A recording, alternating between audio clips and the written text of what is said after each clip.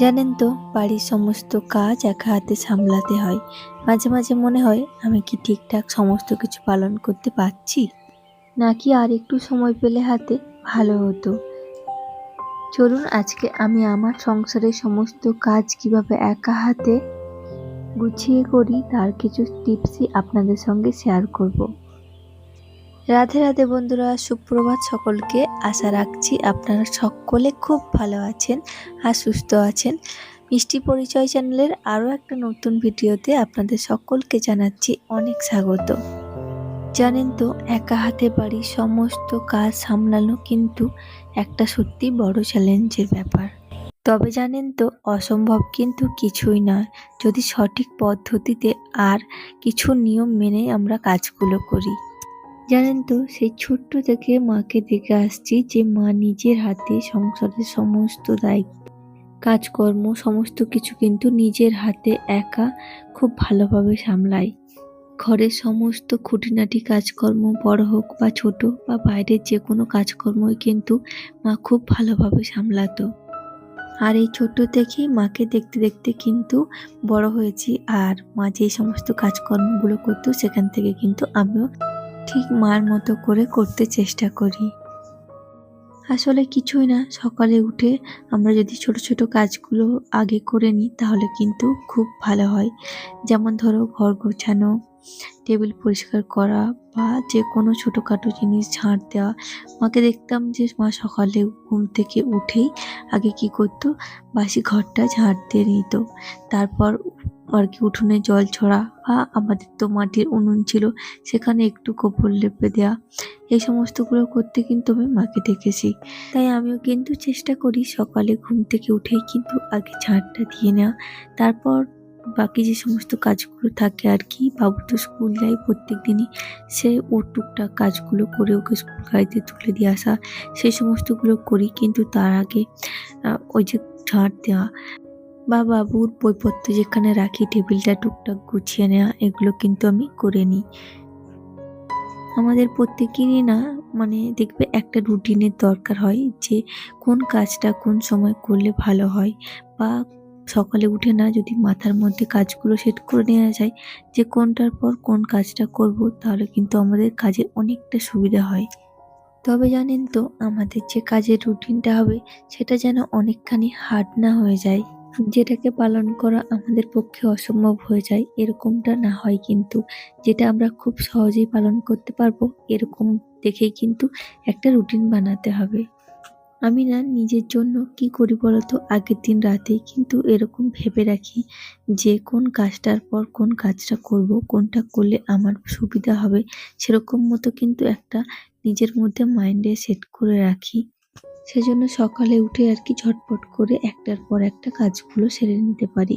তা না হলে দেখবে রান্নাঘরে গিয়ে যে সবজি কাটবো, যে কোনটা কাটবো, কি দিয়ে রান্না হবে, কোনটা কি করলে ভালো হবে, আমাদের এরকম ভাবতে ভাবতে কিন্তু অনেকটা সময় পেরিয়ে যায়। তাই চেষ্টা করবেন সবসময় একটা নর্মালি রুটিন বানিয়ে রাখতে, যে আমি সকালে উঠে কোন কাজটার পর কোন কাজটা করব, কোনটা করলে আমার সুবিধা হবে। আর এইভাবে কাজ করলে দেখবেন কাজগুলো অনেকখানি চাপের মনে হবে না কিন্তু, বরং কাজগুলো করতে কিন্তু ভীষণ ভালো লাগবে। আর আমি মনে করি প্রতিটা কাজকে যদি নিজের মনে করা যায়, প্রতিটা কাজকে যদি ভালোবেসে করা যায়, সংসারের সমস্ত কাজ, তাহলে কিন্তু দেখবে কাজগুলো খুব ইজিলি ভাবে হয়ে যায়। আর আমরা যারা বাড়ির হাউস ওয়াইফ আছি, যারা হোমমেড, তাদের কিন্তু এখন অনেক কিছু কিন্তু এরকম উঠে গেছে জিনিসপত্র, যেগুলো দিয়ে আমরা খুব তাড়াতাড়ি কিন্তু কাজগুলো করে নিতে পারবো।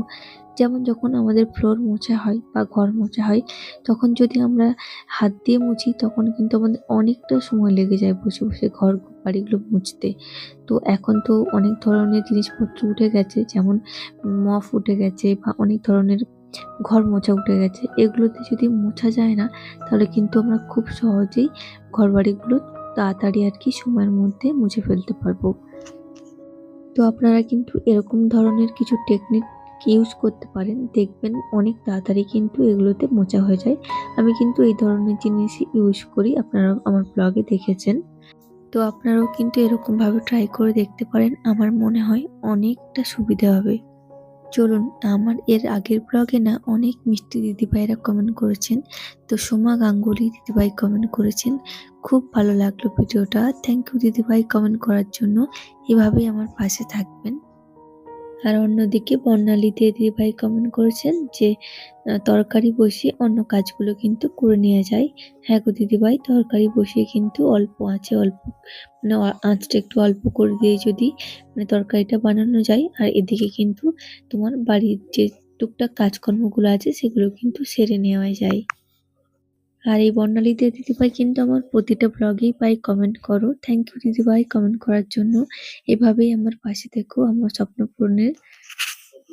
আর আজ না তোমাদের সঙ্গে বাড়ির যে সমস্ত কাজকর্মগুলো আমি মানে সকালেই একদম করতে পারি না, সেই সমস্ত কাজগুলো শেয়ার করছি টুকটাক করে। আগে তো রান্না বান্নাটা করে নিয়েছি, তারপর দেখো সকাল থেকে আমি একটু রান্নাটা করে নিচ্ছি। এরকম করলে কি হয় বলো তো, একটু সকাল সকাল মানে ভোর থেকে যদি ঘুম থেকে ওঠা যায় না, তাহলে কিন্তু খুব তাড়াতাড়ি হয়। যে কাজগুলো দেখবে মানে কয়েকদিন ধরে পড়ে থাকে, হতে চায় না সময়ের অভাবের জন্য, সেই কাজগুলো যদি অল্প একটু ঘুম থেকে আগে উঠে মানে বাড়ির যে সমস্ত কাজগুলো নিত্য প্রয়োজনীয় কাজগুলো একটু তাড়াতাড়ি সেরে নেওয়া যায়, তারপরে কিন্তু অনেকখানি হাতে সময় পাওয়া যায়। তো আমি সময় পেলে হাতে এডিটিং এর কাজ করি বা অন্য কিছু কাজ থাকলে করি। বাট আজকে এই যে সমস্ত কাজগুলো ছিল এগুলোই করছি। তো ওদিকে কিন্তু আমি জামা কাপড়গুলো ছিল যেগুলো সেগুলোও করে মানে তুলে নিয়েছি। আর এইদিকে দেখো যে কম্বলটা এখন তো আর লাগবে না, অনেকটাই গরম পড়ে গেছে। যে অপ্রয়োজনীয় কাজগুলো ছিল আর কি, যেগুলো সময় একদম দেয়া হচ্ছিল না, সেগুলোই এখন করে নিচ্ছি। আর এগুলো কিন্তু আমাদের কাজের মধ্যেই পড়ে, বাট এগুলো কাজ ধরাই হয় না। তো রান্না-বান্না, সংসারের আরো যে সমস্ত কাজ সেগুলোই কিন্তু করা হয়। তো এই কাজগুলোও তো টুকটাক করতে হবে। সেজন্য আজকে ভাবলাম যে এই কাজগুলো সেরে নিই। হাতে একটু সময় ছিল, রান্না-বান্নাটাও হয়ে গেছিল। সেজন্য ভাবলাম যে এই কাজগুলো সেরে নিই। যে দেখো কম্বলগুলো আমি এখন তুলে দিচ্ছি, কারণ এগুলো তো আর লাগবে না। চলো, আমার ভিডিওটা কেমন লাগলো অবশ্যই কিন্তু কমেন্টে জানিও। আজ আসি, আবার পরে দেখা হবে। টাটা।